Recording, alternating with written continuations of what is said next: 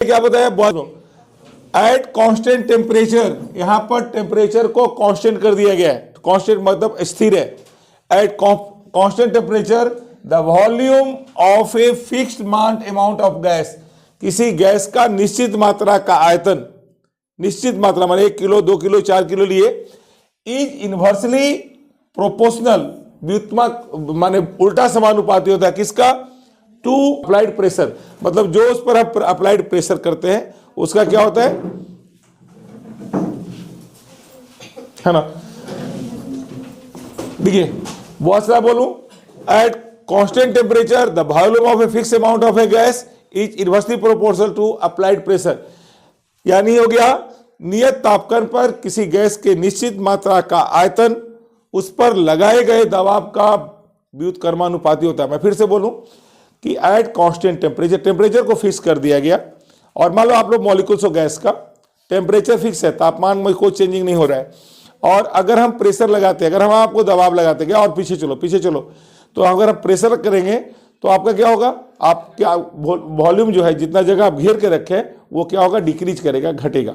लेकिन अगर हम फ्री कर देंगे जिसको मैंने जहां बैठो, तो आपका फिर क्या हो गया, वॉल्यूम क्या हो जाएगा, प्रेशर घटेगा और आपका वॉल्यूम क्या करेगा, इंक्रीज करेगा। तो मैं एक बार फिर से बोलूं कि नियत तापमान पर एट फिक्स टेम्परेचर, नियत तापमान पर किसी गैस के निश्चित मात्रा का आयतन उस पर लगाए गए दबाव का विलोमानुपाती होता है। अगर दबाव लगाओगे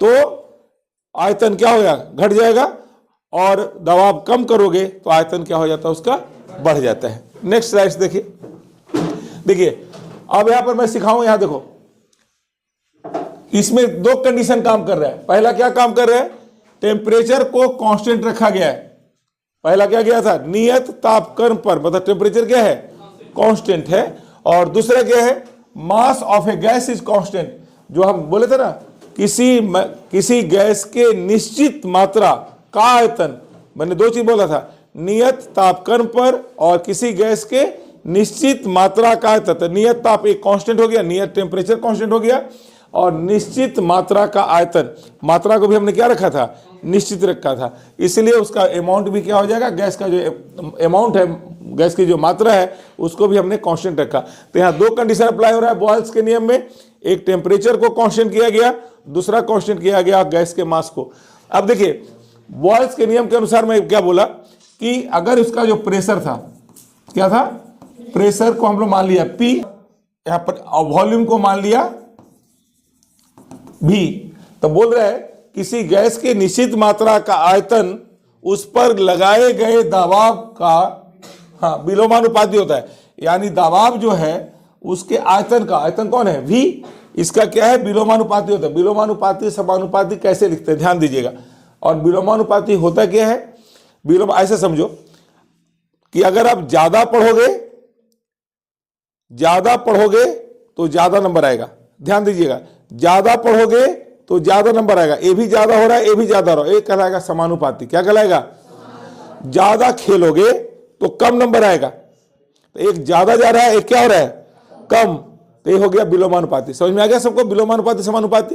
तो मैंने यहां सिखाया कि जो प्रेशर है ना उसके आयतन का विलोमानुपाती होता है। विलोमानुपाती मतलब होता है 1/, लगा देंगे तो विलोमानुपाती हो जाएगा, ठीक है। अब जब समानुपाती को हटाते हैं, समानुपाती को क्या करते हैं, हटाते हैं, तो एक कांस्टेंट से गुना होता है, तो P बराबर K इंटू 1/V हो जाएगा, वेयर, है ना। यहां पर K को क्या किया गया, K क्या हो जाएगा, जल्दी बोलो, कांस्टेंट हो जाएगा, K is the constant, and then PV बराबर, ये भी आगे मल्टीप्लाई होगा, तो PV बराबर क्या हो गया, जल्दी बोलो, K। अर्थात किसी गैस का जो प्रेशर है और वॉल्यूम, प्रेशर और वॉल्यूम माने हम वहां पर दबाव लगाए, और जो आपका आयतन है, दोनों को अगर हम मल्टीप्लाई करेंगे तो एक स्थिर राशि आएगी, एक स्थिर राशि, कोई तो एक फिक्स अमाउंट आएगा, फिक्स राशि आएगी। यानी प्रेशर को और वॉल्यूम को मल्टीप्लाई करते हैं, यानी PV बराबर K।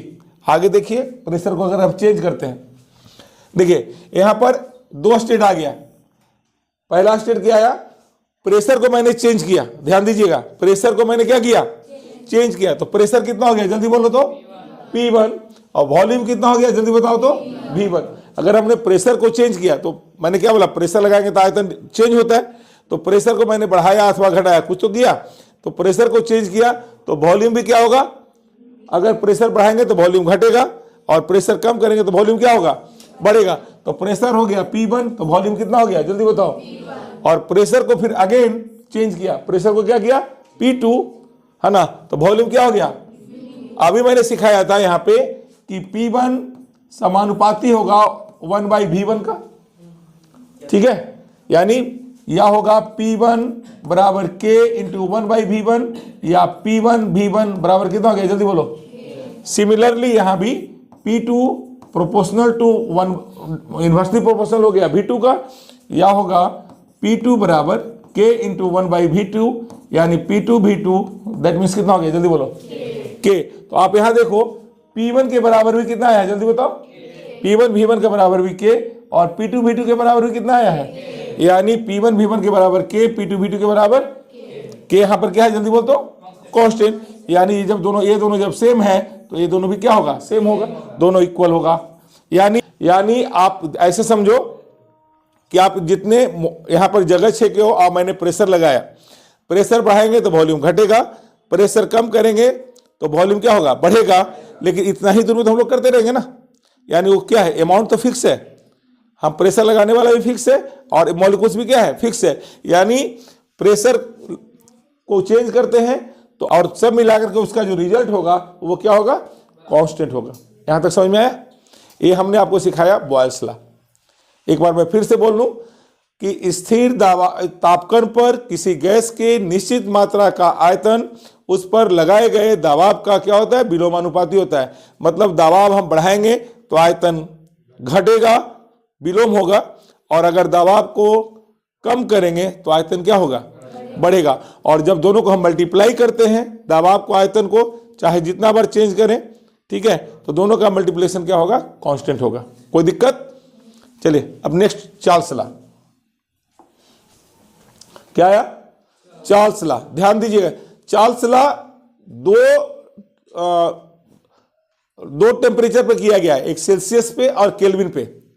समझ में आ रहा है। तो यहां पहले हम सेल्सियस स्केल पे बताएंगे, किस पे, डिग्री सी पे। एट कांस्टेंट प्रेशर, ध्यान दीजिएगा बॉयल्स लॉ में टेम्परेचर को कांस्टेंट किया गया था, यहां पर किसको कांस्टेंट किया गया है जल्दी बोलो तो, प्रेशर को। At constant pressure for every 1 degree C rise in temperature, 1 degree temperature को राइज किया गया। कितना डिग्री किया गया, 1 degree. The volume of a fix mass of a gas, gas आपने ले लिया, उसका जो फिक्स मास है, एक मात्रा ले लिया, उसके जो वॉल्यूम होंगे, है ना, इंक्रीज बाई 1/273। 1 बाई कितना हो गया, माने 1/273वां भाग, उसका जो 0 डिग्री पर जो वॉल्यूम होगा उसमें वो क्या करेगा, इंक्रीज करेगा अगर बढ़ाएंगे तो। फिर से मैं बोलूं, नियत दाब पर किसी गैस के निश्चित द्रव्यमान का आयतन 0 डिग्री सी पर उसके आयतन के 1/273वां भाग से प्रत्येक 1 डिग्री सी तापक्रम वृद्धि पर बढ़ता है। मैं इसको फिर से समझाता हूं अलग से।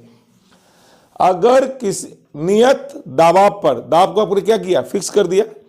अगर किसी गैस के जो नियत मात्रा का जो गैस है उसका टेम्परेचर मैंने बढ़ाया 1 डिग्री सी, कितना बढ़ाया बेटा जल्दी बोल तो, 1 डिग्री सी, तो उसका 0 डिग्री सी पर जो आयतन था उस गैस का, कितना डिग्री पर, जो भी आयतन था, है ना, उसका मान लो आयतन था V0, उसका 1/273वां भाग क्या हो जाएगा, बढ़ जाएगा।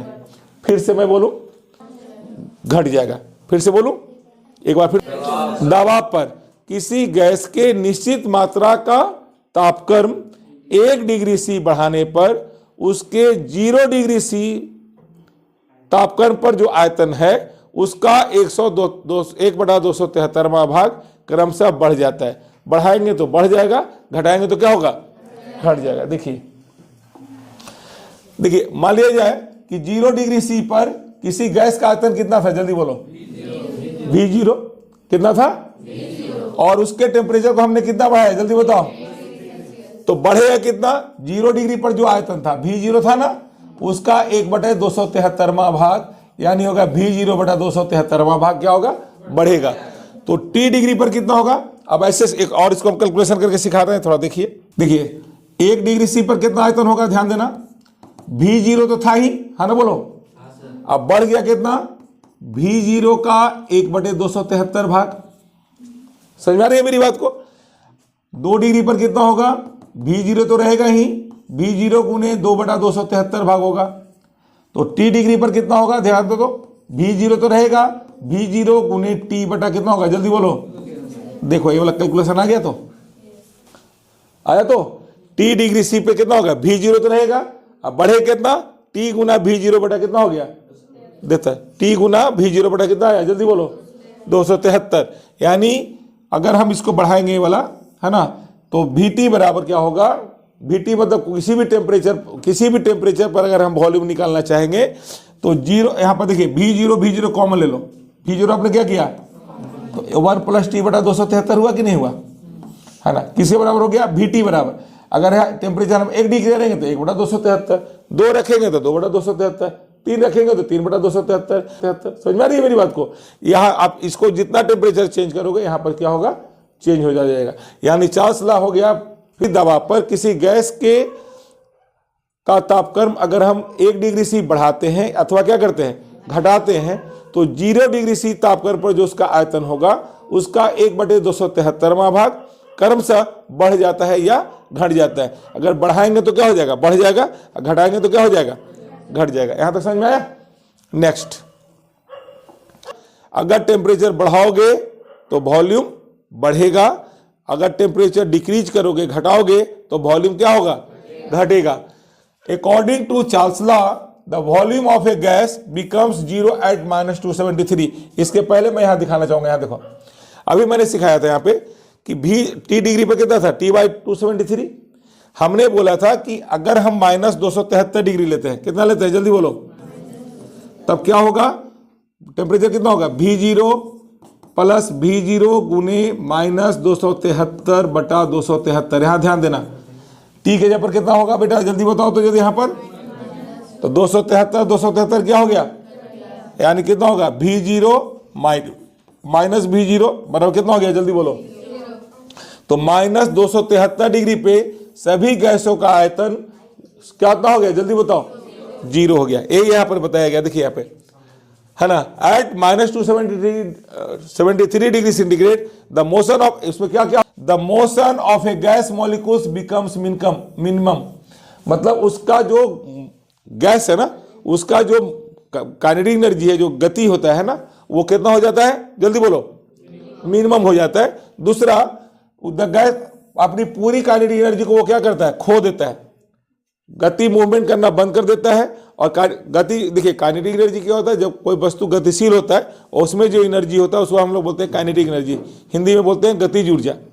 हाँ, तो गतिज ऊर्जा जब उसका मिनिमम हो जाएगा, वॉल्यूम माने मॉलिक्यूल्स जो उसका मोशन होगा अगर मिनिमम हो गया तो उसका क्या हो जाएगा, यहाँ पर वो अपना काइनेटिक एनर्जी को क्या करेगा, पूरा लॉस कर देगा। काइनेटिक एनर्जी क्या करेगा, लॉस कर देगा, है ना। हेंस इस volume the gas becomes mathematical 0, और बोलता है गणितीय रूप से शून्य होता है। अब एक क्वेश्चन आती है कि सर गणितीय रूप से शून्य होता है, मतलब क्या हुआ।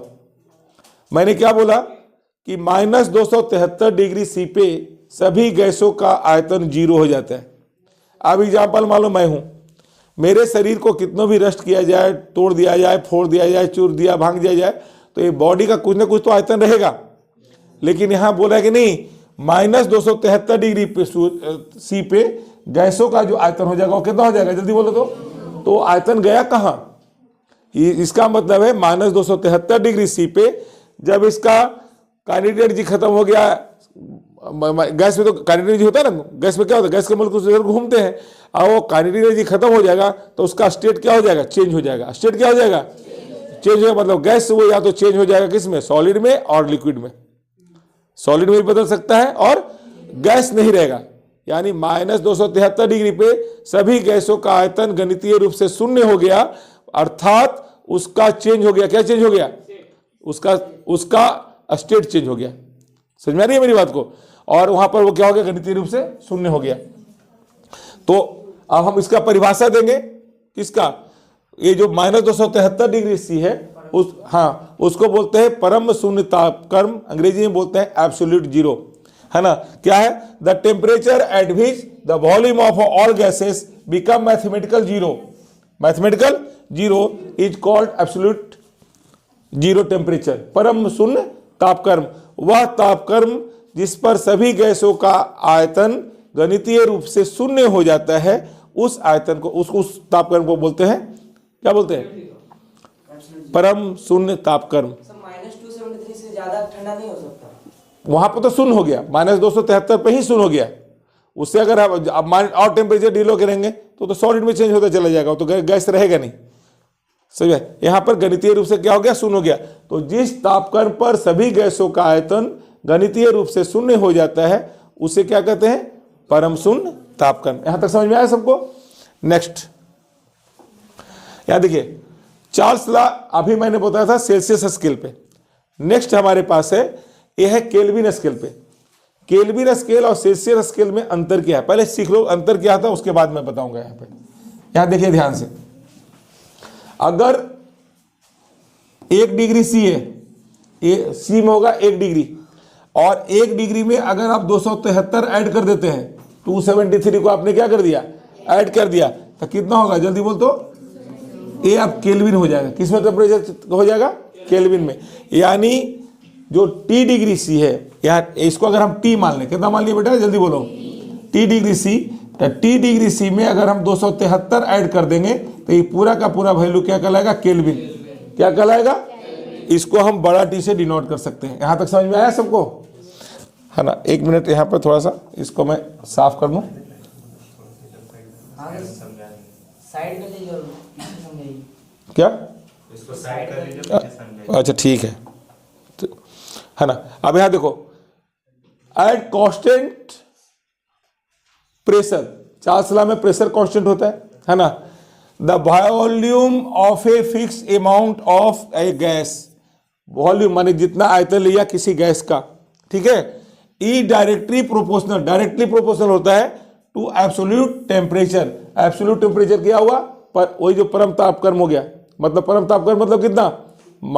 273 जो ऐड किया, -273 जो ऐड करते हैं, है ना, केल्विन स्केल पे। ठीक है, तो मैंने यहां एक बार फिर से समझाऊं कि एट कांस्टेंट प्रेशर, नियत दबाव पर किसी गैस के निश्चित मात्रा का आयतन उसे उसके परम तापक्रम का सीधा समानुपाती होता है। अब ऐसे समझो, एक एग्जांपल बताओ कि सर इसमें होगा कैसे। हम लोग यहाँ बैठे हुए हैं, आप जितना आप लोग बैठे हो सब मॉलिक्यूल्स हो, ठीक है। एकाएक टेम्परेचर बढ़ गया, यहाँ का टेम्परेचर क्या हो गया? तो आप पढ़, और मैं पढ़ा रहा हूँ, माने प्रेशर अब है कि हिलना नहीं है, सर पढ़ा रहे हैं, वो भागने नहीं है। लेकिन अगर कोई गरम गरम कोयला यहाँ पर फेंकना शुरू कर दे, तो क्या मेरे ऑर्डर का इंतजार करोगे कि भाग जाओगे? भाग जाएगा। समझ में आ रहा है? तो भागोगे तो आप फैल जाओगे। अब क्या होगा? फैलेगा कि नहीं? तो आपका आयतन बढ़ा कि घटा? यानी टेम्परेचर बढ़ा तो आयतन क्या हो गया? बढ़ गया। अगर टेम्परेचर कम होता तो क्या होता? और सट के बैठ जाते, है ना भाई, ये ठंडा लग रहा है ज्यादा, चलो एक दूसरे में सट के बैठते। समझ में आ रही है? तो मेरे बोलने का मतलब यहां पर है, when a gas is heated, गौर से सुना, जब किसी गैस को गर्म किया जाता है तो उसका वॉल्यूम इंक्रीज होता है। वॉल्यूम क्या होता है? Increases. When a gas is cooled, जब गैस को ठंडा किया जाता है तो उसका वॉल्यूम क्या होता है? डिक्रीज होता है। यानी गैस को गर्म करोगे तो वॉल्यूम इंक्रीज करेगा, और गैस को अगर ठंडा करोगे तो वॉल्यूम क्या होगा? डिक्रीज करेगा। समझ? यानी मैंने फिर से सिखाया, मैंने क्या सिखाया? यहां पर देखो, भी मैंने बोला था कि the volume of a fix amount of gas, किसी गैस के निश्चित मात्रा का आयतन उसके परम तापक्रम का क्या होता है? समानुपाती होता है। समानुपाती को जब हम बराबर करते हैं तो यह एक स्थिरांक से गुना करते हैं। यहां लिखेंगे वेयर के बराबर क्या होगा? कांस्टेंट। क्या है? ए स्थिरांक है ना। तो यानी भी बराबर क्या हो गया? जल्दी बोलो। के टी। अब ध्यान से सुनो फिर यहां पे कि अगर हम वॉल्यूम को, यहां दो स्टेट और आती है, देखो यहां पर, let the gas up to state, gas का दो स्टेट है। अगर फर्स्ट स्टेट क्या है? वॉल्यूम को कर दिया V1, वॉल्यूम को क्या किया? और किस टेम्परेचर पर? T1 पे। यानी V1 बराबर के T1 हो गया, है ना, बोलो। या होगा V1 बटा T1 बराबर कितना हो गया? जल्दी बोलो। के। सिमिलरली V2 और यहाँ पर क्या है, तो V2 बटा T2 बराबर भी कितना होगा, जल्दी बोल तो K हो जाएगा। तो K के बराबर A भी है और K के बराबर A भी है, देन क्या हो गया, V1 बाई T1 बराबर V2 बाई T2। तो मैंने बॉयल्स लॉ में पढ़ाया था, एक फार्मूला लिखाया था P1 V1 बराबर P2 V2 और यहाँ बना V1 बाई T1 बराबर V2 बाई T2। ये दो फार्मूला पर हमारे न्यूमेरिकल्स बनेंगे। देखिए एक क्वेश्चन कुछ है न्यूमेरिकल्स मैथ, देखिए एक gas occupy the volume of 500 ml, volume कितना है 500 ml, प्रेशर कितना है जल्दी बताओ तो 2 atm एटमॉस्फेरिक प्रेशर, कहीं कहीं रहेगा एटमॉस्फेरिक प्रेशर हो गया या कहीं पर रहेगा 760 mm ऑफ Hg, ये भी रहेगा है ना।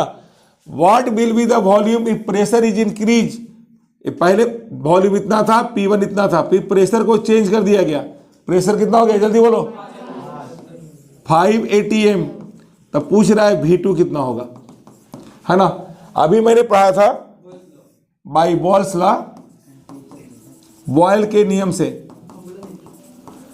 P1 V1 बराबर क्या बताए थे, P1 V1 का कितना होगा 500 इंटू 2 यानी हो गया 5 इंटू V2 और होगा V2 बराबर 500 इंटू 2 बाई 5, 5 कट गया कितना होगा, किसको किसको समझ में आया जरा बताना, हाथ नहीं समझ में आया भाई फिर से बोलो, क्वेश्चन समझ में नहीं आया। क्वेश्चन बताया कि दबाव था 2, एटमॉस्फेरिक प्रेशर था 2, कितना था प्रेशर 2, तो आयतन कितना था जल्दी बताओ।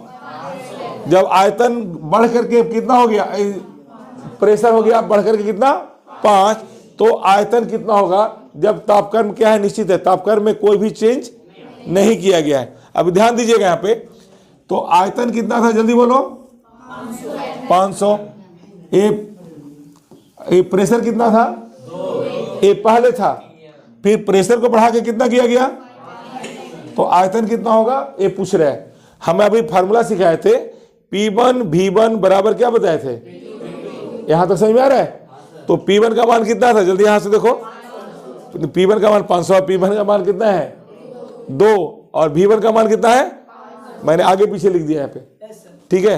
तो अब P2 का मान कितना है, अब V2 का निकालना, तो V2 का क्या हो गया, जो गुना में इधर नीचे के भागा में आ जाएगा, ये 100 बार में कट जाएगा, 100 गुने 2 कितना हो जाएगा, यहाँ पर 200 ml आंसर हो जाएगा। अब समझ में आया, सब किसको किसको समझ में आया, एक बार हाथ उठाना, गुड, समझ में आया। आगे देखो, यहाँ देखिए मैं मौका दूंगा आपको लिखने का, पहले मैं समझाता हूँ उसके बाद एक बार नोट कर लेना, ठीक है। मैं पढ़ा दूँ उसके बाद आप नोट करते रहना, बढ़ते रहेगा। एक gas has a volume of 600 ml, एक गैस का आयतन है कितना जल्दी बोलो 600 ml एट ए प्रेशर 3 atm, यानी प्रेशर कितना था, एटमॉस्फेरिक प्रेशर था 3। If the pressure is doubled, pressure double हो गया, प्रेशर कितना हो गया जल्दी बोलो, तो अब इसका V2 कितना होगा, आप लोग बना लोगे कि नहीं बना लोगे, बना लोगे। कौन सा फार्मूला होगा, P1 V1 बराबर क्या होगा P2 V2, बन जाएगा। तो उम्मीद करते हैं सबसे बन जाएगा, है ना। नेक्स्ट यहां देखिए, एक गैस है जो वॉल्यूम, यहां देखो इधर देखो, एक गैस है द वॉल्यूम 500 ml, मतलब गैस का जो वॉल्यूम है 500 ml है, टेम्परेचर है 0 डिग्री C, ध्यान देगा यहाँ पे 0 डिग्री C, मैंने बोला था क्या एब्सोल्यूट टेम्परेचर होना चाहिए, यानी T1 बराबर होगा 0 + 273 यानी 273 केल्विन हो गया। यहां तक समझ में आया। इस T को हम बदल देंगे बड़ा T में। What will be the volume of 100 degree C, T2 कितना है 100 डिग्री C, इसको T2 बनाओ 100 + 273 यानी होगा 373 केल्विन। यहां तक समझ में आ रहा है। तो पूछ रहा है इसका V2 कितना होगा। अभी मैंने सिखाया था 50 लाख के अनुसार V1/T1 बराबर V2 बाई कितना, समझाए थे ना। V1 का मान कितना है जल्दी बताइए आप लोग, 500, और T1 का मान कितना है, अब V2 निकालना है, बाई T2 कितना होगा 373, यह हो गया V2 बराबर 500 इंटू 373 बाई 273, मल्टीप्लाई करके काटना आपका काम है, बगल में ml लिख देना, ये आंसर हो जाएगा। गुना भाग आपको करनी है। समझ में आया कि नहीं आया, आसान लग रहा है, नहीं आया समझ में, फिर से देखो। एक gas has a volume 500 ml at 0 degree C, एक गैस है जिसको हमने 0 डिग्री सी पे लिया है, जिसका आयतन कितना है, तो 500 आयतन था, टेम्परेचर कितना था, मैंने बोला था कि डिग्री सी रहेगा तो उसको हम लोग केल्विन में चेंज करेंगे, तो कितना आपने ऐड किया, 273 जोड़ना है, यहां तो समझ में आ गई। अब दूसरा फिर, अब 100 डिग्री सी पर क्या होगा जब प्रेशर में नो चेंज है, फिर टेम्परेचर कितना हो गया जल्दी बोलिए, तो 0 था तो 273 ऐड किए थे, 100 में भी 273 ऐड करेंगे, कितना हो जाएगा, तो है ना, तो V2 कितना होगा, माने इस टेम्परेचर पे V2 कितना होगा, तो चार्ल्स के नियम में हमने पढ़ा था, बाई चार्ल्स के लिए यहां पर लिखेंगे, by Charles law, V1 by T1 बराबर V2 बाई T2, तो V1 का वैल्यू कितना है जल्दी बोलो, और T1 का वैल्यू कितना है 73, V2 का वैल्यू निकालना है, T2 का वैल्यू कितना हो गया, क्रॉस मल्टीप्लिकेशन कर दो। अब समझ में आया।